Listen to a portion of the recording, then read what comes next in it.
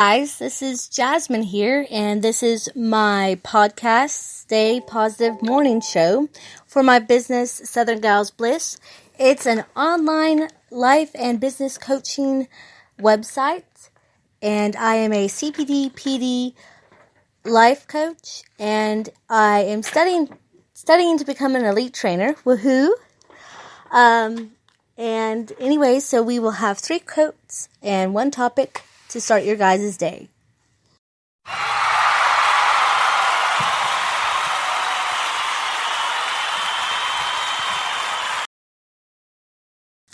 Sorry, I had to try out that sound effect thing for a second.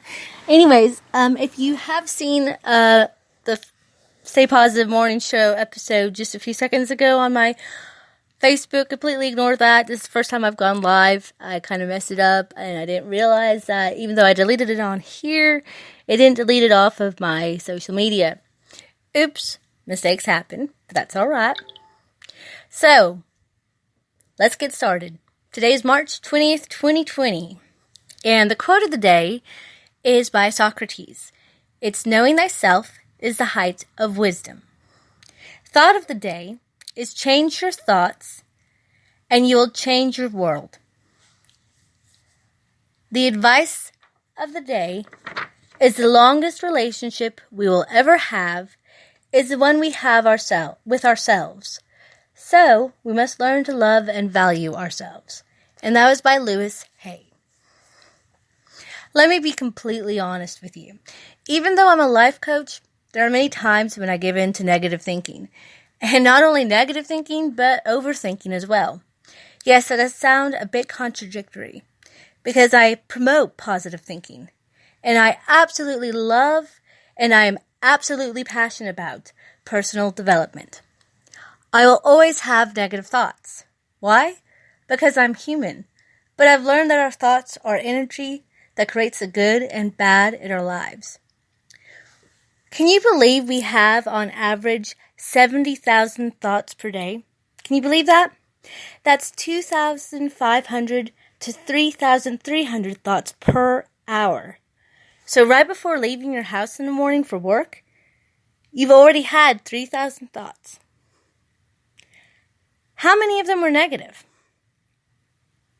Did they leave you feeling sad, stressed, and overwhelmed before anything bad really happened? That's because they lack focus, and therefore you create a repeat of negative patterns in your life arising from your thoughts. I had always mentioned wanting to become a life coach and have always been into fitness. I started my journey at first by getting my yoga instructor license. Then after leaving a toxic relationship, after the second time he abused me, I decided after several months of failing to get my coaching, nutritionist, transformation specialist, and personal fitness certifications. Because I realized my time was now, and I needed to learn how to self-love and support myself. I have always and will always remain the friend that puts family and friends at the top, which is perfectly fine, but I needed to learn to put them after me. I needed to learn to make myself number 1, because not doing so was selfish. That wasn't easy at all. Morning habits are absolutely not easy for me. I tend to be an afternoon or evening habit developer, and I'm being serious here. I literally start my daily journaling in bed to make sure that I do this morning routine before any negative thoughts happen. I write down 3 things that I'm grateful for. This is not a writing exercise, guys, not for me. I need to feel those 3 things I write down, because then it motivates me for my day. Doing this programs your mind to look for things that make you happy and grateful. We all have an inner critic, and we all don't always like our inner critic. Why? Well, because that's a little devil on your shoulder, per se.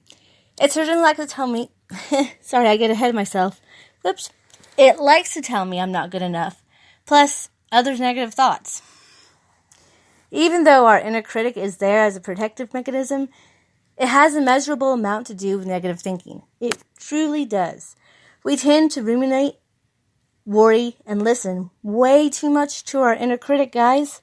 So what you need to do is this process I learned when I got my life coaching certificate. It's the 5R process. The first R is recognize. Recognize it was happening.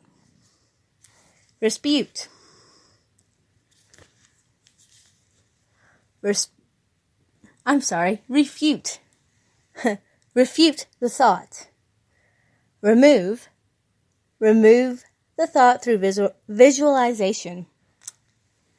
Regain your confidence to affirming more positive. Return to the present moment and breathe. This is where learning self-love is going to come into play, guys. Following back to the advice of the day, the longest relationship we will ever have is the one we have with ourselves. So we must learn to love and value ourselves.